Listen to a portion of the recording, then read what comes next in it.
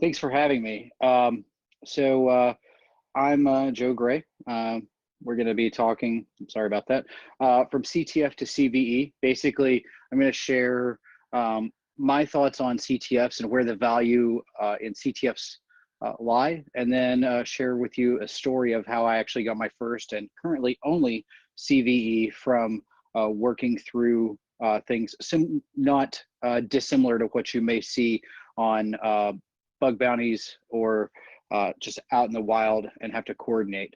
So to get started, I'm the 2017 DerbyCon Social Engineering Capture the Flag winner.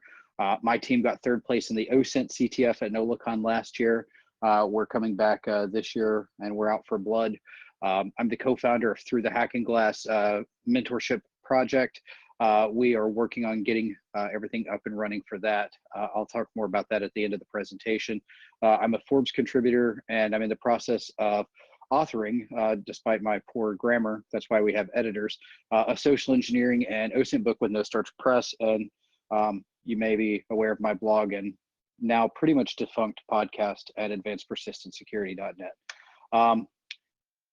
On the topic of CTFs, here's some stuff from the DerbyCon SC CTF. I forgot to put the picture of my black badge into the slide deck, but if you go looking on Twitter, especially with DerbyCon being a hot topic right now, I think Kate Brew shared a picture of it. This is from NOLACon, same thing. So if you see the password inspection agency about, you'll know who it is. So the objectives and flow of this presentation, basically I want to talk about types of CTF, where you might get CTFs, some of the common themes, tools of the trade, and then of course there are pros and cons. You're going to have some people who just have to be 1337 all over everything, and there is no CTF that's good enough for them. Or you have people who on the opposite side of the coin can absolutely step in and demolish anyone in any CTF, but can't hack their way out of a wet paper bag. Then we're going to talk about finding a bug and responsible disclosure. So, before we get started, quick definitions. Red team, basically that's the adversarial emulation team. Basically they are posing as the bad guys. They may be the bad guy. You may have what I call an unauthorized pen test or an unauthorized red team engagement. And that's where you're going to have people helping you out with that, that you don't necessarily want their help. Blue team, that's basically any defensive body. It could even get into policy, procedure, and senior management, but some people say that may be the green team or the gold team. I don't really want to get into more colored teams if I don't have to. I mean, at the end of the day, security as a whole, we are rainbow team, like it or not. And honestly, with red team, I'm kind of against the use of the term red team, because at the end of the day, if you're not a criminal and you're not doing something out of malice, you're going to produce a report and turn it over to your client, and they are going to take action in theory. I understand some won't, to actually improve their security. So in fact, you are posing as red, but you're really working on the blue team. Purple team engagements, that's any sort of collaboration between red and blue. It may have a red teamer sitting right beside a blue teamer working in a SOC, and they're saying something to the effect of, okay, I'm right at your web server. I found this cross-site scripting bug. I'm going to exploit it. Let me know if you see anything. And basically they work through various attack scenarios to determine what specific events or behavior is observed during those types of things. Getting into the hats, white hat, black hat, gray hat. This is a reference to the old cowboy movies where the bad guys always wore black hats and the good guys always wore white hats.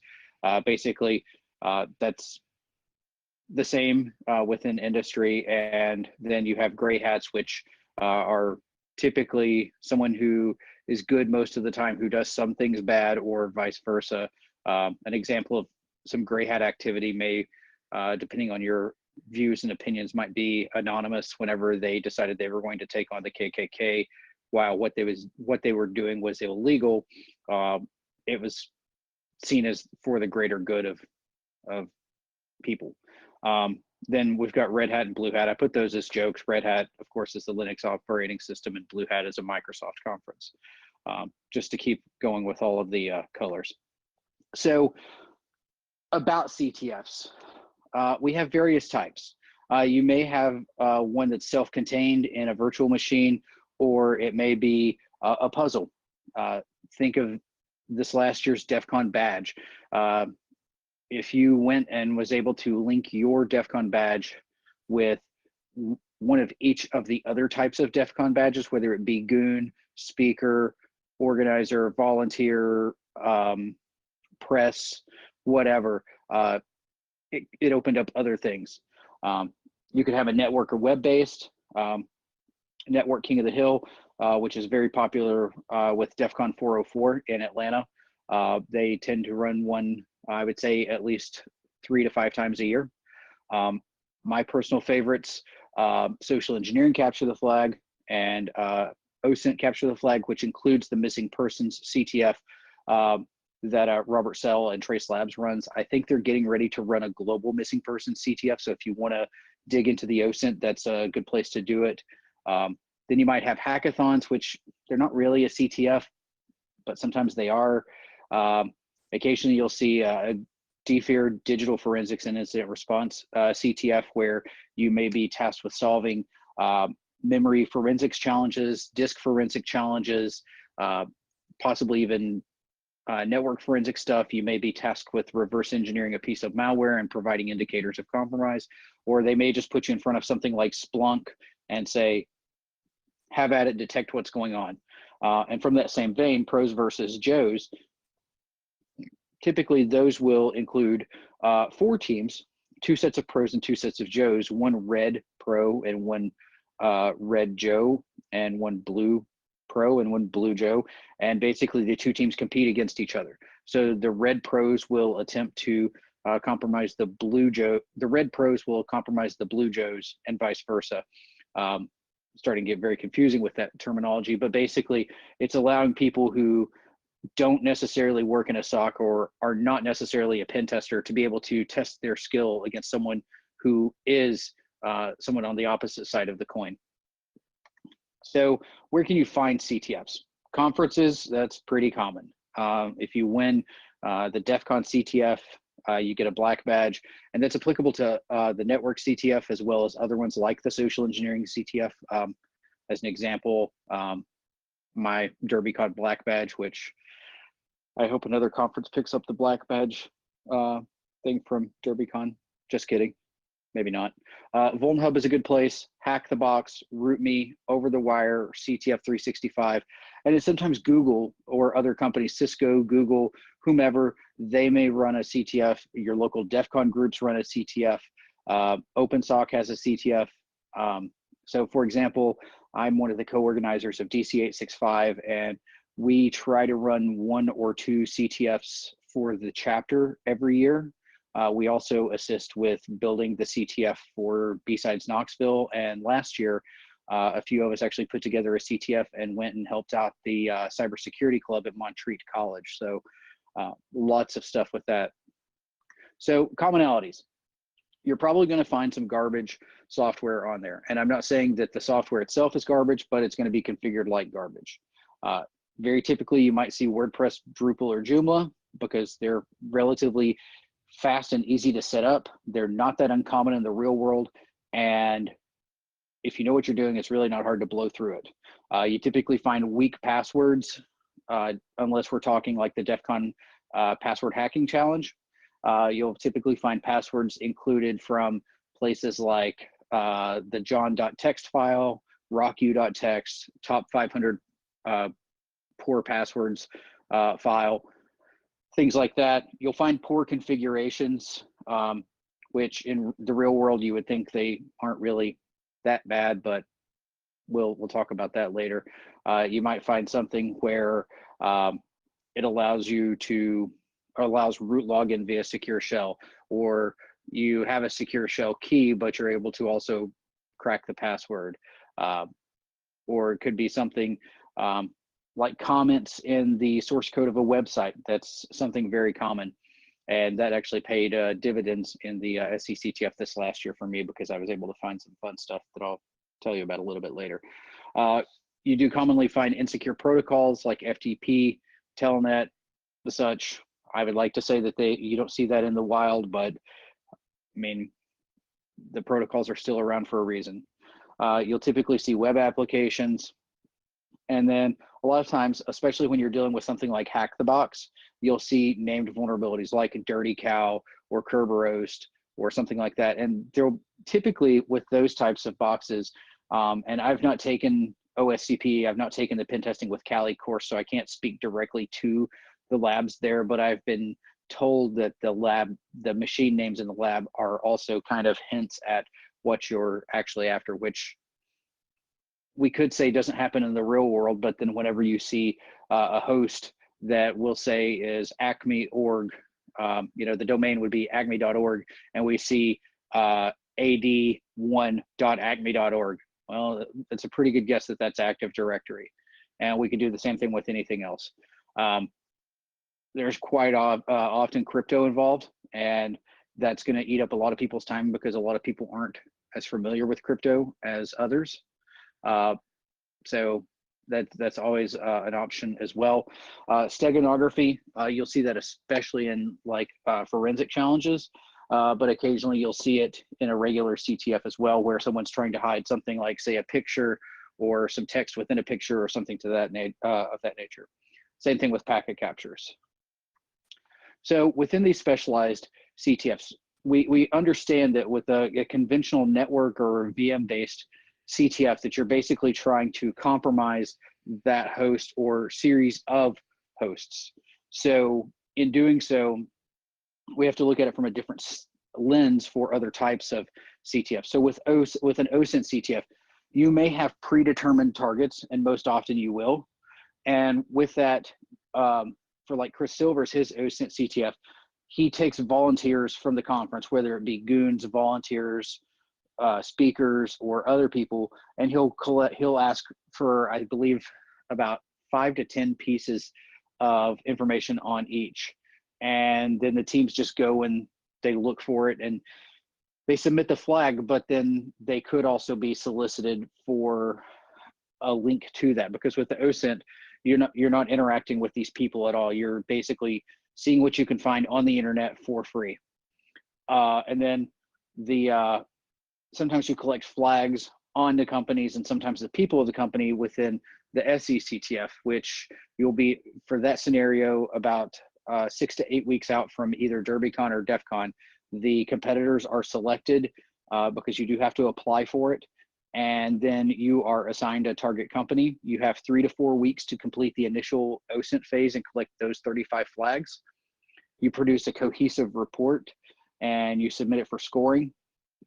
And then the part of the SECTF that everybody knows about would be the day of the event, when you're actually in the booth making phone calls, doing vishing to your target company. Keep in mind, you're not allowed to make contact with anyone in the company leading up to that. You can call to verify the number is live, but that's it. So with the OSINT CTF, the way Chris Silvers does it, everybody's looking for the same exact flags on the same exact targets. In social engineering, everybody's calling at different times and they all have a different target. For example, this last year at DEF CON, my SECTF slot was Saturday at 1:30, and that was Saturday at 3:30 local time for my target company. So it was a lot harder for me to get someone to answer the phone than the people who were calling at the same time on Friday, the same perceived local time to their target on Friday. That's why I'm happy to hear that for DEF CON 27, the SECTF is going to be on Thursday, Friday. It's going to even the playing field a little bit more. DFIR is, like I said, you may conduct forensics and analysis on files provided by hacking in. You may be trying to reconstruct what's going on, build a timeline, or anything. And same thing, pros and Joes. So typical tools of the trade. Of course, there's Kali. You may decide to use Parrot. You might want to use Black Arch. You can use anything really. I know some OSINT CTFs, like the one Snow ran at HackWest last year, the winning team actually used their cell phones. They didn't even touch a computer. So tools that I've mentioned here, all these things are contained within Kali. So if you use that, you're good. But there are times that you don't want to use Kali. Like, for example, when I'm doing certain types of OSINT leading into a social engineering engagement or a capture the flag, I have a VPS hanging out in the cloud that has all the tools that I want to use on it, and I connect from there. And the beautiful thing is I actually have a backup of that, so I can actually use once and destroy, so I don't have to worry about cross-contaminating OSINT from one company with OSINT for another company, but I'm also able to get a new IP address every time and avoid getting put in threat intelligence feeds if the company is proactive enough to catch me. So with these, WP Scan, that's a WordPress scanning and enumeration tool. You can use it to even conduct password cracking with it. Burp Suite is probably one of the most important ones, in my opinion. I would say it and Wireshark are probably the two most important on this screen. Burp Suite being a web proxy that you're able to funnel all your traffic through, and you're able to inspect the requests and the fields associated with it. You'll see this, the outcome of some of the stuff from Burp Suite whenever I talk about my CVE. And for a lot of the things that you would be doing, especially with like Bugcrowd or HackerOne or another bug bounty type of thing, a lot of it's going to be web-based. Of course, there are sometimes some companies ask for analysis of their Android application or an iOS application or something, and they'll give you the source code or the APK, and then you use your integrated development environment IDE for that. But for web things, Burp Suite is probably your best friend. Nmap, it's old reliable. Network mapper. It's going to tell you what ports and protocols are running. You can go a lot deeper than just port scanning with it. If you get into the Nmap scripting engine, then you can start dealing with things like ascertaining the version of things and testing for known vulnerabilities. You can even write your own. So in some ways, Nmap is actually more like Metasploit than it is like Nessus. The next one is Metasploit. Because of OSCP and the fact you're only allowed to use Metasploit once in OSCP, through all of my offensive research and whenever I'm mentoring other people, I try to encourage them to avoid using Metasploit if at all possible. Of course, if you're doing this in a professional environment and you're allowed 2 hours of time to conduct the test and write the report, it may be practical for your time to do that. Armitage, which is the next logo, second from the left on the bottom, that's basically a GUI wrapper for Metasploit. Wireshark, that's going to be your packet sniffer. You're going to be able to look at unencrypted packets and gather data from that. If it is encrypted, there are ways that you could ascertain that information, but it's a fairly complicated process and above the scope of what I'm looking to attain with this. Ncrack, it's just like Medusa or Hydra. You can use it for on-the-wire password cracking. It's part of the Nmap project. In some ways, it's more efficient than the others. In other ways, it's a little bit clunkier than the others, but it's still an alternative that's worth it examining and getting some familiarity with. I enjoy using it when appropriate. So about the whole argument with the CTFs not being realistic, I'm not going to lie to you. Sometimes CTFs aren't. You may not encounter that same type of format in the real world. I mean, when you're doing a professional pen test, the probability of you cracking the domain admin password using Mimikatz after exploiting Eternal Blue, and the password being flag curly bracket, some punny phrase, end curly bracket, is pretty low. Not saying that there aren't domain admin passwords like that, but more than likely they're not going to be that way. But the thing is, the concepts that you're putting out there and the concepts that you're doing within CTFs, they are effective in the real world because it's going to stimulate creativity. If it hadn't been for me doing CTFs and looking at the source of the websites that I was on, looking for hints and looking for other websites to pivot to, I would have never found some stuff. And right here is just an example. This is from the SECTF, so I'm not going to say who it is. But what we can see here, and you guys are actually in an advantage as opposed to if this were presented at a conference in front of a large audience on a projector, because your screens are actually small enough to where you can read what this is talking about. But basically what this is it's a hard-coded pop-up that's giving the recipes for the username and password of users. So if I wanted to be a quote unquote employee of this company, I can go to LinkedIn, find out who it is. Oh, they work in the office. So, okay, I can guess that. And then, okay, there's how you change it.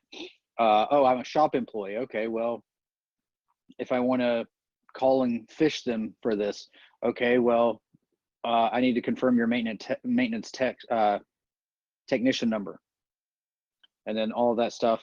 And then it's not hard to get the other stuff. But the point being that this is actually in the source code of this company's website.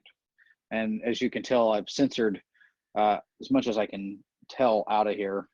But nevertheless, this is just one example.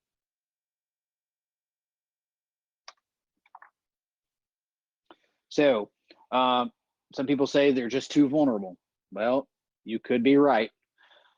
But anyone who has a Twitter account, anyone who follows anything InfoSec, or honestly just watches the mainstream news anymore, knows how often organizations are breached. And that tells us that vulnerability management is lacking, because with almost every breach we can see, we hear someone talking, whether it be Patrick Gray or Troy Hunt or any of the people here locally. It could be Graham Cluley in the UK, Brian Krebs. I mean, Jason Street used the term, Brian Krebs should not be your IDS. I cannot agree more. But point being, reading their blogs or listening to their podcasts or what have you, we can always get to the bottom of things for the most part. So like, for example, the Equifax problem was because of a struts vulnerability that had been released, and it was outside the 30-day window for getting it patched. So that was just one example. And the thing is, when you're doing these things, we want to use the idea that when you hear hoofs, think horses, not zebras. Of course, unless you're on an African safari, then I would actually think zebras, not horses. But nevertheless, that trains us to look for the most simple solution, because sometimes you just don't have to go all out to get in. Social engineering is an excellent example of why that is the case. We don't have to go nation state off the bat. So, I mean, it might be cool to use some toys like that, use the fuzz bunch stuff, but if you can get in with Hydra or a phone call to the CEO's admin assistant, I mean, that's what the malicious actors are going to do. That's what we need to focus on. So, and I try to relate this to the Zen of Python. And if you want to play with the Zen of Python, just open up a Python interpreter and type import this. And basically, what it says is simple is better than complex, complex is better than complicated, and readability counts. So there's a lot more to it than that, but that's the excerpt that I find to be most important with that. So there's no sense in being complicated if you don't have to. There's no sense in being complex if you don't have to. If a simple solution will work, use it. Sometimes it is a gimmicky game, but again, it's creativity and novel ways to attempt to attack or solve the problem. Because, you know, at the end of the day, these are not pen test reports. These are people learning new ways to do things. And while the storyline for things may be silly, the experience you gather with it could be second to none. So some of the effective uses of CTF concepts. Well, of course, bug bounties. That makes pretty good sense, wouldn't you say? Excuse me. Security research, which ties in with bug bounties or other responsible disclosure type things. While Tavis Ormandy is paid by Google, he does a lot of research for other against other companies' devices. To be honest, if I was the point of contact for a company and I saw an email come into my inbox from Tavis, I would probably have to run to the bathroom to change my underpants, because it probably wouldn't be a good day for me. It'd probably be about on the same level as if Brian Krebs called my PR department or my CISO and asked the same question. But The same concepts apply in that type of stuff as well as purple teaming. So with this, you're trying to use the concepts in the CTFs. Basically, you can think of bug bounties as an open CTF. Basically, a company has given these people permission. Like if you are a member of this website, they have given you permission to use their stuff as a CTF. In exchange for, if you find anything, you tell them. You may get kudos, you may get money, you may get nothing, but at least if you're doing it through a bug bounty website like BugCrowd, as long as you follow the rules that are strictly defined to a T, you probably won't face any legal repercussions. But you're going to try to do those same concepts to try to find vulnerabilities. I mean, you probably need some experience with Nmap, Burp Suite, some fuzzers. You might want to take some of the 101 level courses, and I'm not talking college 101, I'm just talking 101 level courses with how to fuzz, how to use Burp Suite. I know Secure Ideas has a $25 Burp Suite course that you could do as well. Nmap, same thing. And guess what? Where can you gain access to the experience in using these things? CTF. And the thing is, your lack of knowledge about a company, because you're only going to know what the company tells you on the website, and then whatever you go off and find on your own. And I honestly, taking a page from my friends who are far better pen testers than I am, taking a page from their book, they say that if at least 50% of your pen test time is not doing OSINT, you're probably doing it wrong.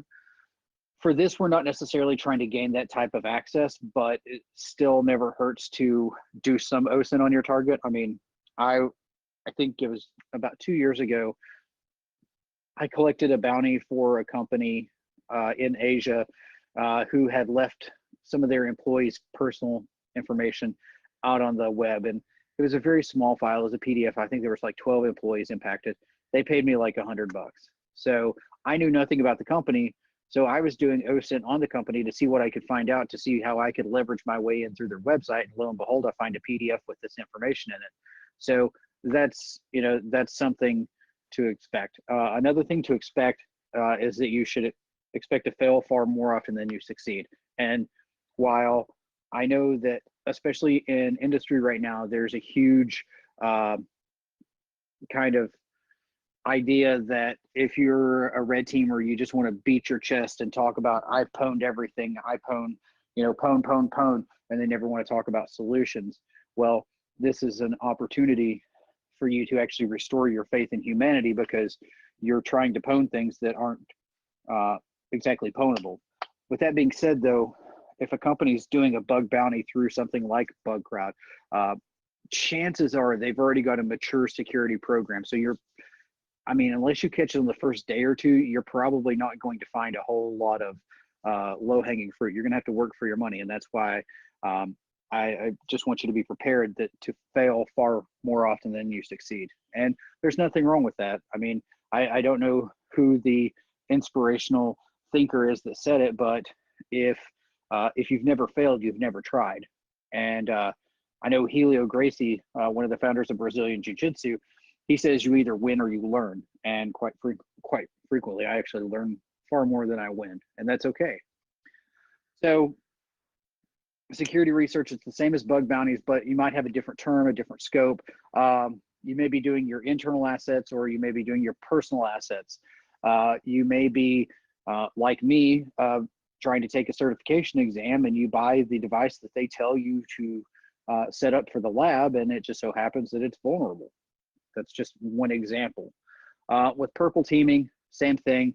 And the other thing is, especially if you're in a small shop, and what I mean by that is you don't have a dedicated red team or a blue team, you literally have a security team.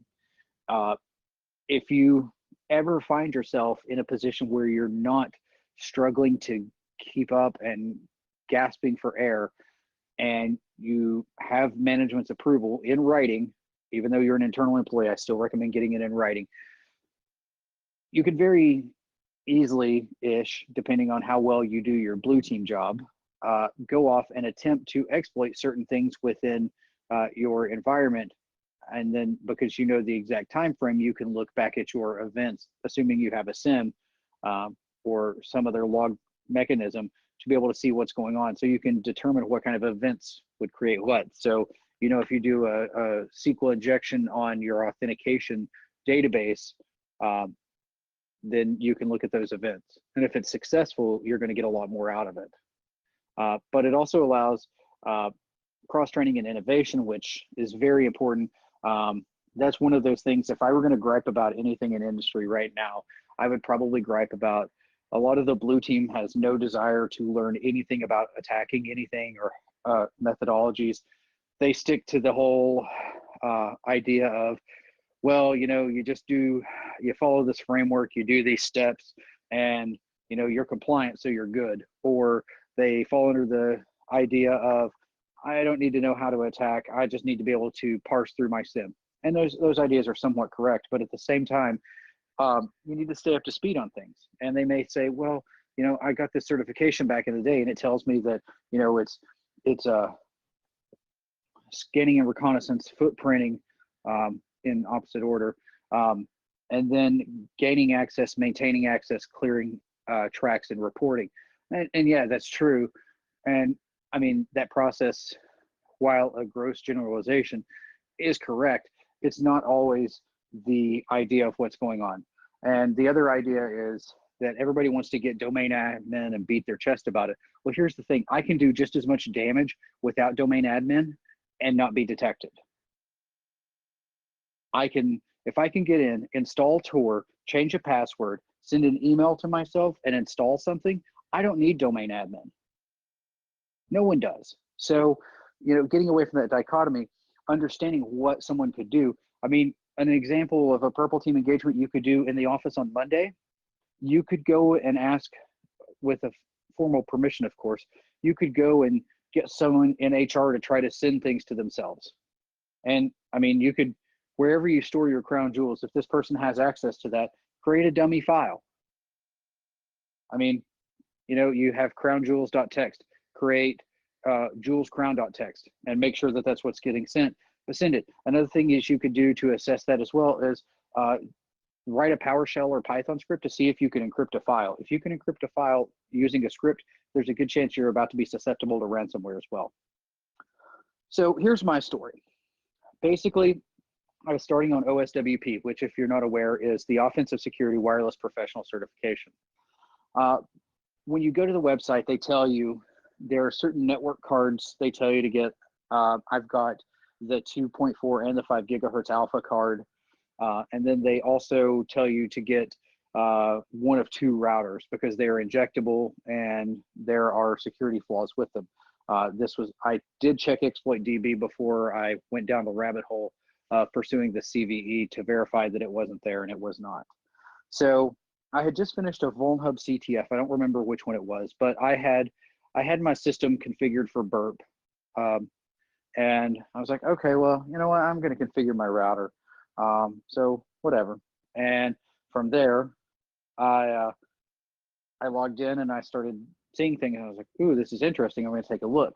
So this is the router. It is a D-Link DIR 601. It is one of the 2 that Offensive Security asks that people get when doing OSWP. Hardware version A1, firmware version 1.02 NA. So let's think about what we do when we secure a router. We need to figure out what the host name is. Do we want to broadcast the SSID? What is the SSID? What kind of encryption do we want to use? Do we want to set it on a specific channel? What do we want to set for the key? You know, do we want to configure it over wireless? Do we want to do that over HTTP or HTTPS? And I mean, a lot of these things in terms of HTTP or HTTPS. Okay, we know we want to use HTTPS. We probably don't want to allow configuration over wireless, but for some people and some organizations that fits their threat model better.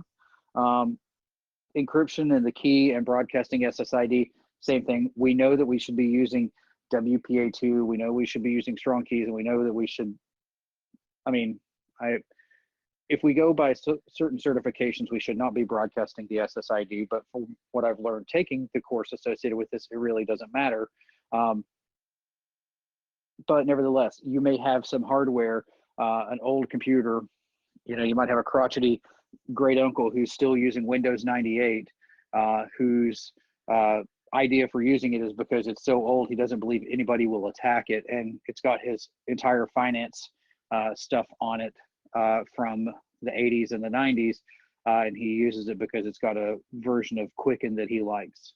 So with a host like that, honestly, you might not even be able to use wireless. In fact, you're probably not. But with a system from that same era or a little bit younger than that type of host, it may not support anything but web. It may not support anything but WPA. So that's something you've got to consider, because at the end of the day, in IT, especially in security, we are not the purveyors of no. I know we've kind of got that stigma about us, but at the end of the day, we are enablers of the business. We are trying to do things to enable the business to be more secure. So with that, you know, I'll get off that soapbox and keep moving along, but all these things were configured over the web interface. So here's what I put together. After I noticed something was up, I was like, all right, I'm going to put some fake data, because I'm not about to email D-Link with my super secure password that I created with my password manager and stuff. They're not good enough. They don't deserve that. But anyway, basically I named it Wireless Lab. I broadcasted. I went with WEP. That's what I set it to, channel auto.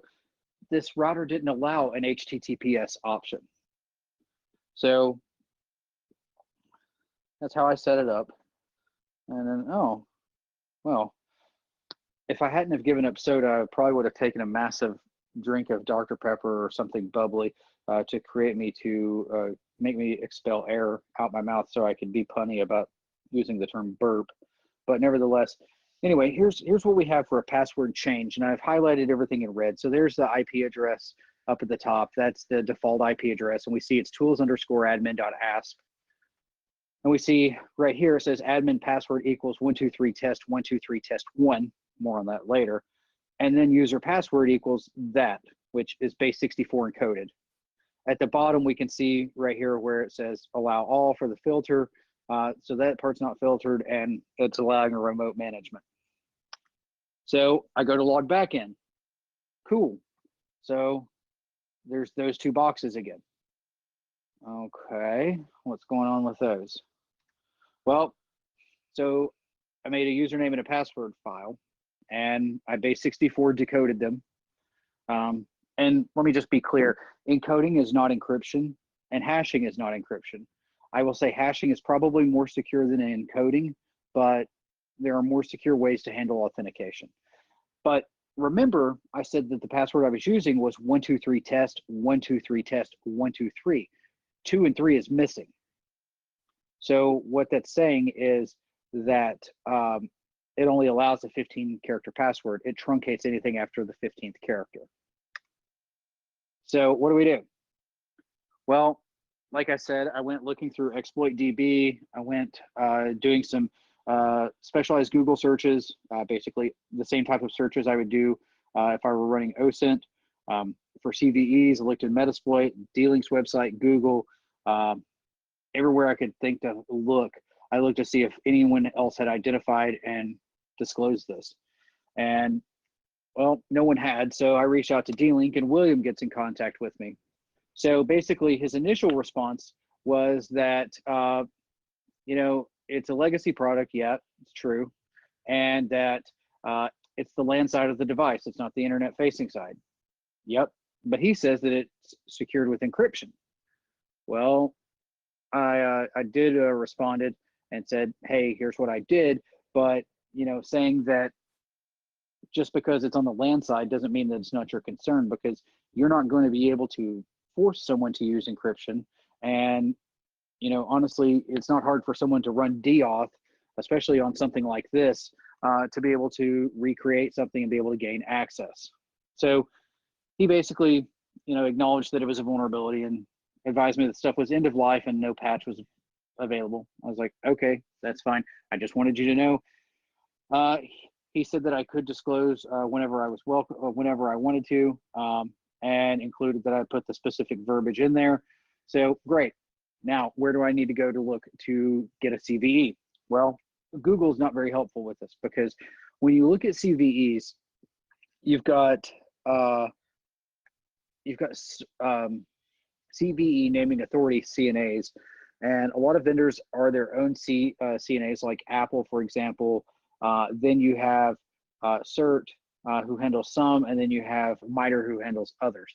But I couldn't find a definitive thing. So basically, I had to learn how the process worked. I knew what I just mentioned, and I knew how to search exploit DB to see if there was a proof of concept on it. So I reached out to the DEF CON 404 mailing list in Atlanta, because I know there's a lot of researchers there who actually make a living from doing such types of disclosure. And one person said go through MITRE, the other said go through CERT. Typically, I'm not one to step down from a challenge, but in this case, CERT looked easier, so I went with CERT. So CERT said, cool story, bro, but you need to go through MITRE. So I did the MITRE write-up, but the thing is, with MITRE, to get an actual CV, you have to publish it somewhere else. So I wasn't aware of where to do that. So it's like, So I found some places. The full disclosure mailing list. There's basically I've posted links to where I posted everything for the specific CVE, but then for some things aside from my website, these are the other places that I put it. So just to make sure that no one could say that I did not disclose it publicly, I put it on the full disclosure mailing list. I did a peer list post for it. I posted it on my website, GitHub. I think the only thing I really missed was Twitter. But nevertheless, I did that. And then I sent the information to MITRE, and here it is. So this is the actual CVE. It's 2018-10641. This didn't really capture everything that's wrong with it, but it captured enough. And it was one of those things, because the system is end of life, and because they're probably not going to put any fixes out for it, I didn't feel that it was really necessary to argue back and forth with MITRE and create multiple CVEs or whatever. So here are my key takeaways from this. Curiosity and dumb luck go far. What I ran into with that was dumb luck based on curiosity. Not all CTFs are garbage. Not all CTFs are made of gold. When you're doing these types of things, whether it be a CTF, your own independent research, a bug bounty, or whatever, you can make a difference in a product. If you get an answer that doesn't make sense, don't accept it. Continue to challenge it in a respectful manner. So there was nothing formally defined to have something for disclosing anything. But having a group of people like OWASP, DEF CON groups, CitySec, Slack channels, ISC squared, ISACA, I forget what CompTIA calls theirs, AITP, I think, ISSA, EIEIO, LOPSA, and all of those. Having those at your fingertips is invaluable, because while you may know more than some people on a given topic, there's always someone in there that's going to know something that you don't. And whenever you're able to interact with those people, you're going to pick up on things that will make you a better professional. But then whenever you come into issues like this, you have someone to actually ask for help. And as long as you come in a humble manner and you're not trying to pwn the world or, dox President Trump or something like that, most people will help you. But at the end of the day, whether it be in school, at work, in one of these groups, at a conference, anywhere in life, don't be afraid or intimidated to ask for help. I respect people who ask for help a lot. I hold them in a lot higher regard than people who are too proud to ask for help, because at the end of the day, if someone asks me a question that I don't know the answer to, I'll be the first to tell you I don't know. I'll tell you that, but I may follow it with, if I had to make an educated guess, here's what I would guess. Here's how I would go about searching to find out the actual answer. Would you like me to get that answer and get back to you? Is the way I would go about it. So through the hacking glasses, basically, we're looking to produce training resources and mentorship to people trying to advance in industry, break into industry, or change roles within industry. We're looking at a 5x5 model, 5 categories and 5 levels of difficulty, which would be harden, attack, monitor, respond, analyze, and then the levels would be single system, 2 to 4 systems, 3 to 5 systems, small office, home office for 3 to 5, and then homogeneous enterprise and heterogeneous enterprise. So there's a lot of building to be done with that. We definitely need lots of mentors. I think we're up to about 25 mentors and about 280 people on the list. You can be a mentor and a mentee. So just take a look at the Facebook or the Twitter for that. So basically, if we think about academia and certification, there's some overlap, but they both still lack in some places, and we're trying to help fill in those blanks. My future speaking engagements, if anyone's going to be in any of these areas, feel free to come say hi. I'll be at B-Sides Tampa, B-Sides Huntsville, Insomni Hack in Geneva, Switzerland, B-Sides Kansas City, and Hack in Paris. I just kicked off OSINT training this morning, so I figured I'd give the attendees of this a coupon code. So at the bottom, it's a link to a 2-hour OSINT training. It's a basic OSINT, and a coupon code if anyone wants to sign up. With that being said, any questions? We've got about 10 minutes.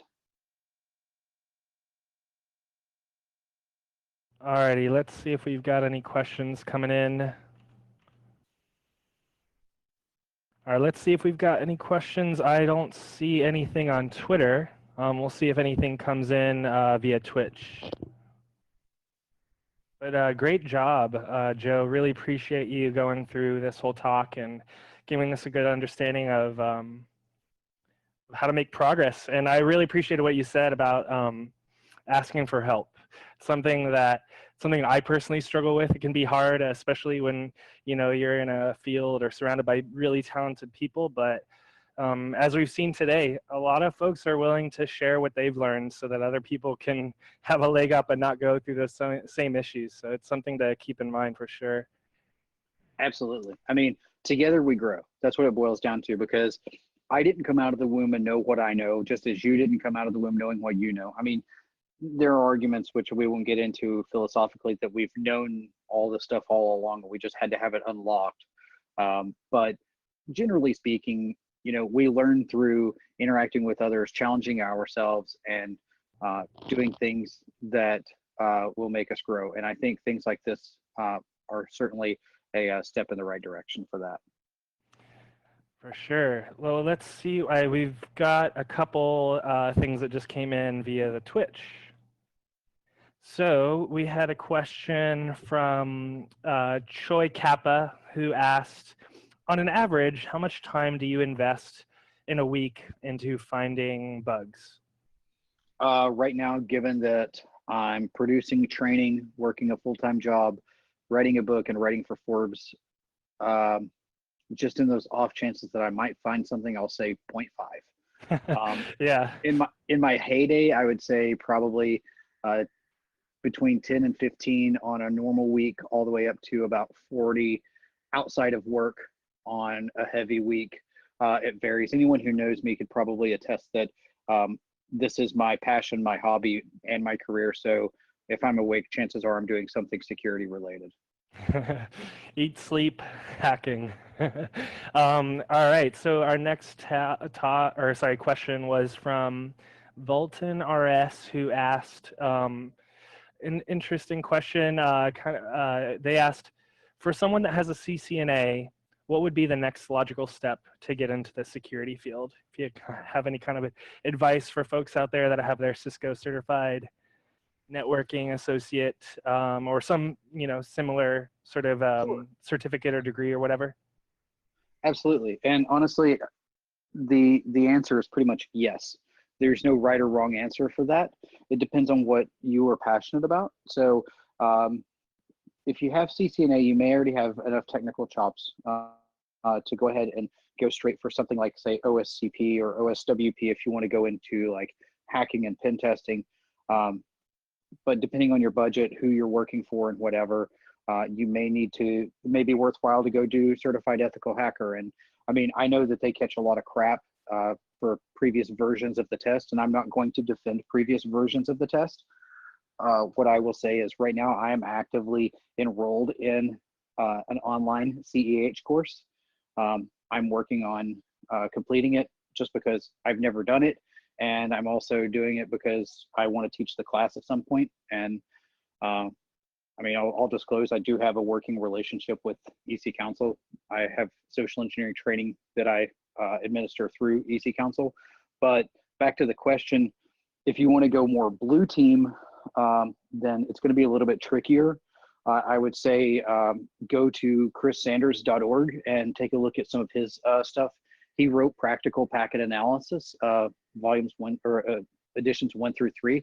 So he has a lot of stuff to help you out with that so that you can learn to pick apart things and work that way if you're trying to go like the route of SOC or forensics.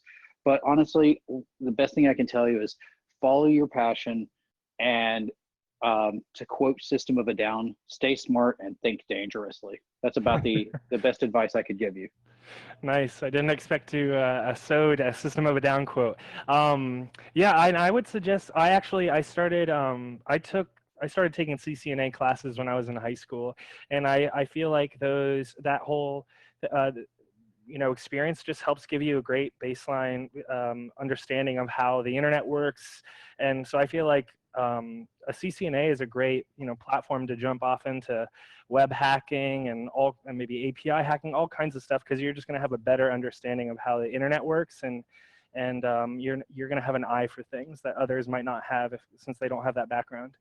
Exactly, because the only networking certification I have is a Lifetime Network Plus that I got in like 2009, I think. So, I'm not a heavy networking person. My background before I got into security was I actually navigated submarines, and I say that and people think I'm kidding, but no, I legitimately told the officer of the deck which way to steer the boat whenever we were going places.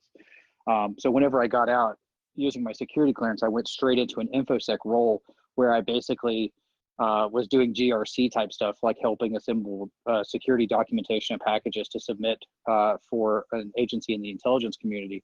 But then I stepped back from security for about a year and worked as a senior Unix admin, administering HPUX and Red Hat, because I'd tinkered with Linux and stuff at home a lot, and I'd taken some college classes on it. So, if networking is your background, great, but don't let that discourage others that may have a system administration background as well, because when someone says, oh, you're a hacker, I mean, I live in Eastern Tennessee. I get jollies out of telling people I'm a hacker to see the look on their face and watch them try to tell me I'm about to go to prison. And once I calm them down and get them to understand what a hacker really is, I tell them, hey, you know what a hacker is? It just means I'm a better system admin than you are. I found your flaws. That's all it is. It's all based on logic. So that's a gross generalization, but that's certainly something worth using. For sure. Well, I think we addressed those few questions that did come in via the Twitch chat, and I don't see anything else on Twitter. So I think we're set, Joe.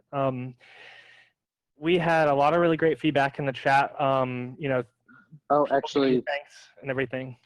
I just got a question via DM. Cool. They were trying to get it out in the Twitch channel, but it didn't work. They wondered about full-on man hours with CTFs that proved helpful. How long did I invest as a noob? I would say as many as 4 hours a day, 4 to 5 days a week as a noob. For CTFs that full amount of hours that proved helpful. Once you get, I would say anything you get on VulnHub is solid. Anything that you do on Hack the Box is solid. Hack the Box is going to be pretty hard, so I would say get comfortable with VulnHub first. But in terms of the man hours associated with it, whatever time you can spare, whatever you can't, I've been fairly fortunate in a lot of my roles that I have somewhat of a level of autonomy that I can actually go off and do CTFs and stuff So it varies. I know specifically for the SECTF, my OSINT phase over those 3 weeks typically ranges between 55 and 80 hours in 3 weeks. So, but it just depends. Like if it's something that's not going anywhere and I'm not time constrained, I'm probably not going to invest that. I'm not going to put that time investment into it. Great. Was there anything else that came in via DMs or anything? I'm going to check as well to see if I see anything else pop up. I'm not seeing anything. Okay. Well, great. Again, everyone who's watching live, thank you so much for joining us.